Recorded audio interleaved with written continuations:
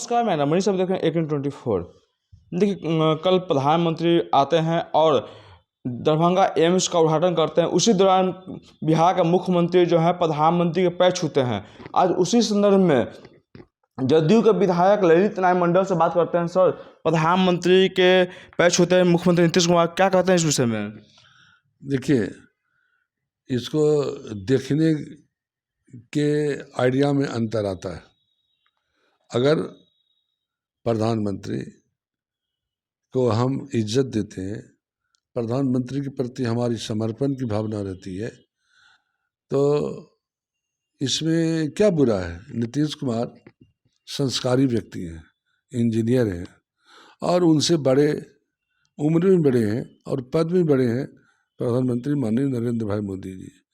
इसलिए अगर उनको इज्जत विपक्ष कह रही है सर कि बाबा विशेष राज्य का दर्जा के लिए ऐसा कर रहे हैं। विपक्ष और क्या बोलेगा? विपक्ष के पास है क्या है? वो विपक्ष के पास अब यह भी नहीं रहा कि हम नौकरी देंगे।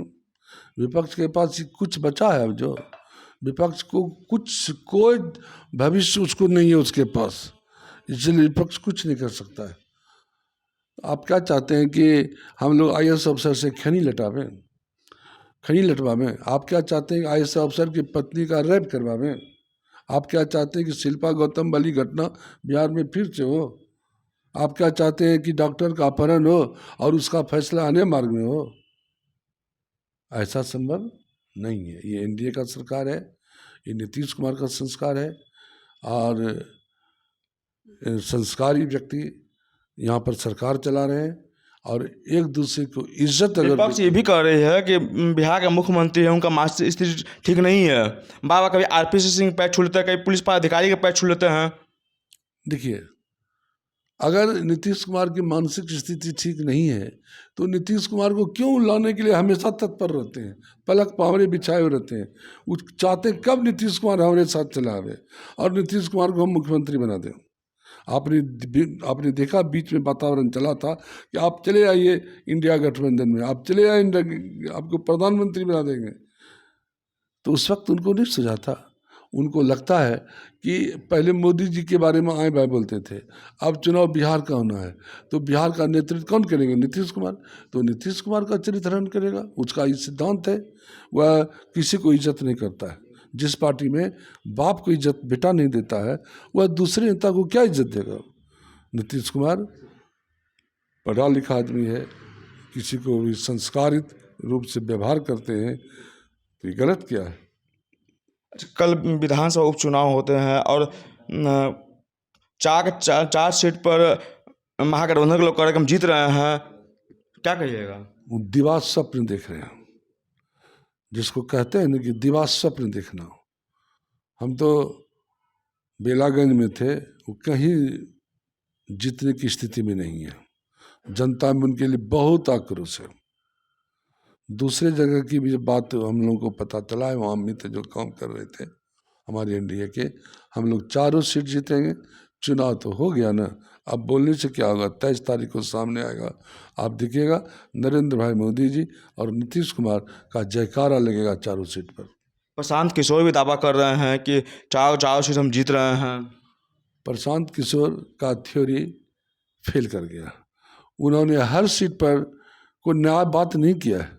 जिस जाति के लोग जहाँ ज़्यादा थे और उस जात के लोग को उन्होंने उम्मीदवार बनाया है, तो उसी जात का वोट काटेंगे। NDA को सभी जात का समर्थन है। A to Z जितनी जातियां हैं NDA में, सभी जात का समर्थन इनको है। यहाँ तक कि राजद से टूट करके भी लोग NDA को मदद कर रहे हैं और उनका जो MY फैक्टर है वो भी हर जगह दरक गया है। इसलिए वो अपने दरकाव को तो बचावे, जीत की बात तो दूर की बात है।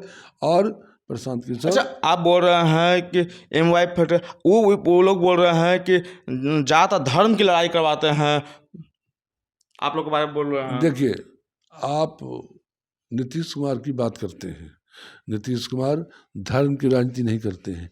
कई बार अगर अंतर आता है विचार में तो नीतीश कुमार बहुत सारे ऐसे कामों को बिहार में लागू नहीं होने देना चाह रहे हैं जिस पर कि कुछ दिक्कत हो सकती है।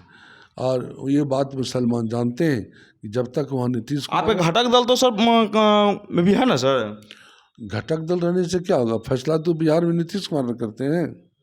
घटक दल तो सहयोग करते हैं सरकार बनाने में। हम भी तो घटक दल हैं दिल्ली में, तो हर चीज़ में हमारा चलता है क्या? वहाँ फैसला करते हैं। मैंने आपकी नहीं चलती है? नहीं, हमारा मतलब दूसरा समझिए। वहाँ फैसला कौन करते हैं? नरेंद्र भाई मोदी जी करते हैं। यहाँ फैसला कौन करते हैं? अभी आपने कहा कि हमें नहीं चलती है, तो इसका मतलब कि कहीं भी कुछ करता है आपको नहीं मांग होता है? नहीं, आप इसको दूसरे सेंस में ले रहे हैं। हमने क्या कहा कि केंद्र में जो फैसला होता है, अंतिम निर्णय किसका होता है? प्रधानमंत्री का। तो बिहार में अंतिम निर्णय किसका होता है? आपको नीतीश कुमार का। मीटिंग में तो उन्होंने कहा, सभी लोग बैठे हुए थे, हम लोग भी बैठे हुए थे। लास्ट सवाल सर, एक सेकंड, इन्होंने कहा था सभी लोगों के सामने में कि बिहार में हिंदू मुसलमान नहीं चलेगा, जब तक हम हैं यहाँ हिंदू मुसलमान नहीं चलेगा, और सब लोगों ने माना इसको। और बताइए, लास्ट सवाल सर, बिहार को विशेष राज्य का दर्जा कब मिलेगा? बिहार को विशेष राज्य का दर्जा कब मिलेगा यह अब मायने नहीं है। अब देखिए 4 हवाई अड्डा, उसी मुद्दा पर तो आप लोग आगे बढ़े थे सर। आगे बढ़े थे। सुनिए, तो बात है कि आप सीधे कान पकड़िए या घुमा के कान पकड़िए। कान पकड़ने से मतलब आपको है, हम बात किए थे बिहार के विकास की बात किए थे कि बिहार के विकास के लिए हमको क्या चाहिए? विशेष राज्य का दर्जा चाहिए, तो हमको फंड मिलेगा, और फंड हमको मिल रहा है।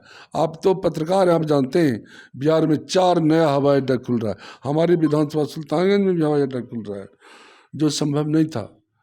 और कई नई नई ट्रेनें चल रही है, कई राजमार्ग चल रहे हैं, खुलने जा रहा है। सीतामढ़ी से लेकर के अयोध्या तक जो सड़क 6 लेन बनने वाला है, वह सब बन रहा है। उसमें क्या फंड कौन देता है? उसमें फंड दे रहा है केंद्र सरकार। तो विशेष राज्य के दर्जा में यही न होता कि पैसा हमको मिलता, खर्च हम करते। अब डायरेक्ट केंद्र सरकार खर्चा कर रही है, तो बिहार के विकास में खर्चा कर रही है, तो हमारा मन सफल हो गया। तमाम खबर देखने के लिए एक न्यूज़ 24 बने रहे। धन्यवाद।